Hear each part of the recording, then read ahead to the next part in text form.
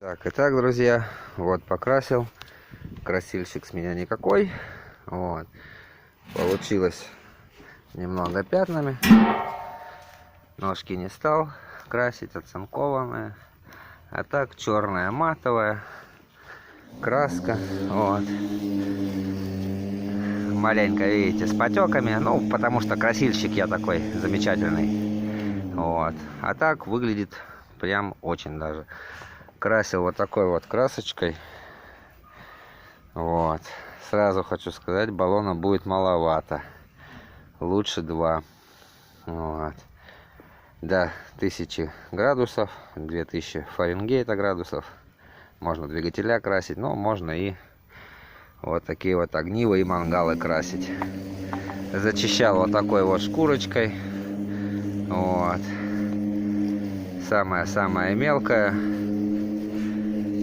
Кому интересно, может быть, понадобится. Вот такой вот круг. Вот он налепляется. Вот.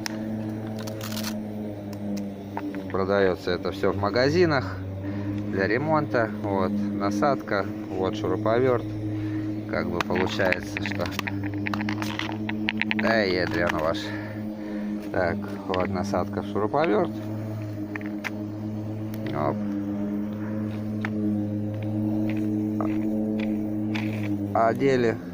Все, начали шкурить, пошкурили, покрасили.